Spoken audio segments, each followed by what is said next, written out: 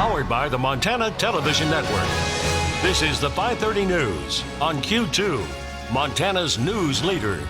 Good evening and thanks for joining us tonight. I'm Jay Cohn in for Russ Riesinger. And I'm Janelle Slade. The death of a Shepherd man who pulled a gun on Billings police and lost his life played out in a courtroom today. In the end, the coroner's jury rules the January 20th meth-fueled officer-involved shooting death of 26-year-old Chance Mavity was in fact justified. A day of details and testimony relived the circumstances that led to the shootout between Mavity and Billings police. Q2's Zoe Zandora just back from the courthouse late this afternoon. Zoe, what can you tell us? That's right, Jay and Jeanelle. Both officers, Cody Kaiser and Brad Manser, justified in the shooting. The jury deliberated for about a half an hour before ruling the death of 26-year-old Chance Mavity justifiable homicide.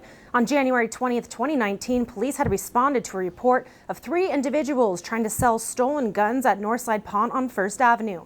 When they arrived, Mavity fled on foot, and officers Cody Kaiser and Brad Manser told him to stop. Instead, he raised a gun and fired at Officer Kaiser. They exchanged multiple gunshots and Mavity died at the scene. Today, during the coroner's inquest at Zinc, Yellowstone County Chief Deputy County Attorney presented evidence of the case through investigators and testimonies from the officers themselves. The chief medical examiner also testifying, confirming that Mavity died from multiple gunshot wounds, also revealing that there was a high dose of methamphetamine found.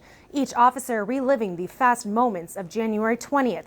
Zink asked Officer Kaiser, the officer in the direct gunfight with Mavity, how he felt in the moments after the exchange. At this point, I was angry. I was very angry. Number one, because this man forced me to take his life. And number two, because this man tried to take my life and take me away from my family. The last person to testify was Mike McCarthy, a Montana Law Enforcement Academy trainer officer who gave his expert opinion that it was a justifiable shooting. Jay and Janelle. All right, thanks so much, Zoe. Well, last October, 3 workers were injured while helping to construct a new section of highway between Laurel and Rockvale. A Kalispell-based asphalt company, Nelcon Incorporated, is now facing $250,000 in safety fines. Q2's Mitch Waggy is standing by now with details. Mitch.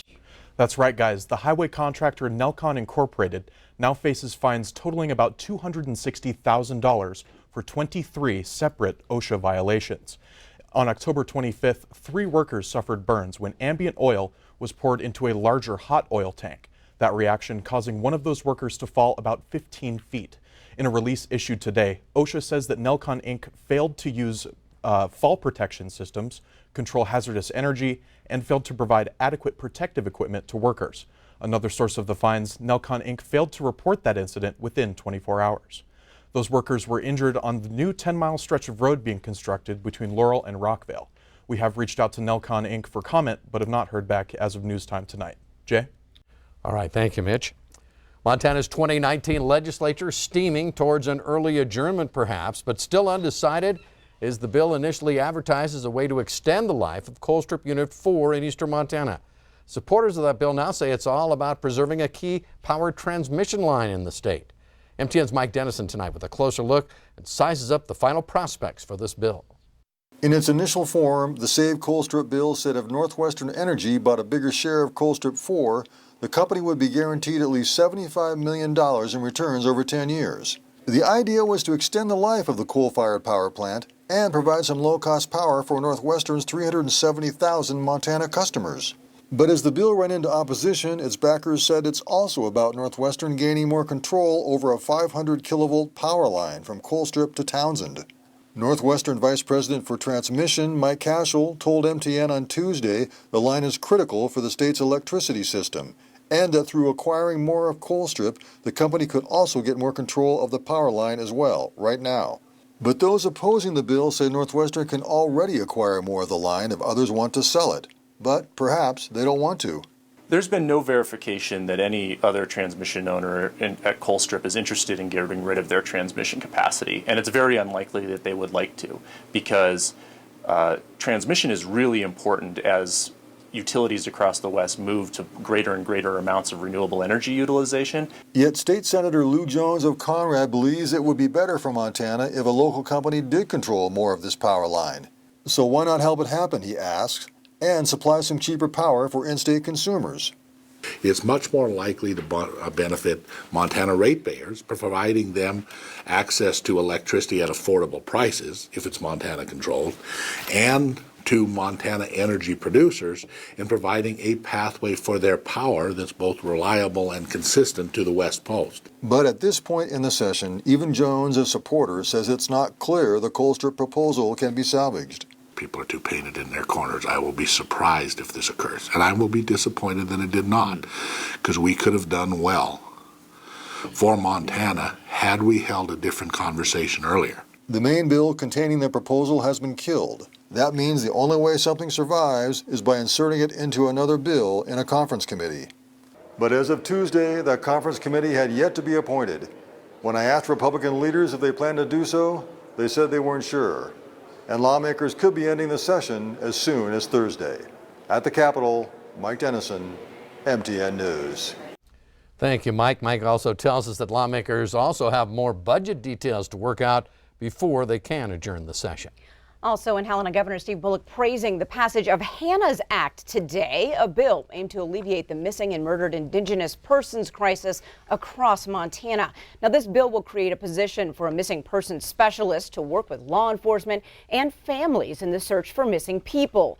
This individual will also oversee entries into the National Crime Information Center database and work to get alerts out in a timely manner. The bill now headed to the governor's desk. We have new details about a downtown crash in Billings last night that started with a man picking fights at a local grocery store and ended with a police chase through downtown. And the suspect initially lied to authorities about his identity. Police say 28-year-old Joseph Medina now faces several felony charges, including criminal endangerment and eluding police. It all started last night just before 10 o'clock. Witnesses say Medina was acting weird in the parking lot of the Albertsons on North 27th. When police arrived, Medina took off in a silver pickup, but then crashed into a car on North 27th. Medina then took off on foot. When he was eventually caught by police, a female passenger who was in that truck was also arrested. Well, turning to weather, Bob, the bees may be loving the spring weather, but our allergies telling a much different tale, especially today. Well, you've probably been seeing some of the leaves pop out of the trees, yes, and the grass is starting to get greener. Yeah, today is the spike. It's really spiked up as far as pollen. Let me show you in our pollen and allergy report. Here's what we have for you. When it comes to grasses, it's low, weeds are low, but tree pollen is high right now. Mold is low. So the main effect, the main culprits here are basically oak trees, adler, also I believe it is juniper trees, bushes right now. They're all causing a lot of pollen right now. And if you're sneezing and your eyes are watery, that's the reason why. The tree pollen is high. It's the highest it has been so far this year. We're expecting to see it probably spike again sometime in the fall. In the meantime, everyone else is, well, all the grass, weeds, and mold, that stuff is low, so it's actually not much of an issue for us now. Our forecast looks for more warmer temperatures in the next couple of days and maybe even a chance for some more rain. We'll have more of that coming your way in a few more minutes. All right. Thanks so much, Bob. The best students in Billings honored today at the annual Salute to Education Luncheon. Now, the event honoring more than 40 seniors from West High, Senior High, Skyview, and Central, recognized not just for their achievements in the classroom, but also their aspects of school life and community. It's such a joy to recognize excellence. And as I said in my talk, these students go over and above, far and above what most people think they do. I mean, additional hours, heavy course loads. They're involved with just about everything in the school and the community. It's nice for us to be able to recognize their efforts. Yes, it is. Congratulations to all the graduates. Those graduation ceremonies coming up at the end of May. Yes, they are. Coming up on tonight's 5:30 News, when you're heading off to college this fall, don't forget to pack an alpaca. Check out how MSU is using this animal to help students. And in sports, Scott shows us how Sean Benson, Q2's Athlete of the Week, just brought home his first Frontier Conference Golf Championship. You're watching MTN News with Jeanelle Slade and Russ Riesinger. Storm Tracker weather with Bob McGuire. And sports with Scott Green. This is the 5:30 News on Q2, Montana's news leader.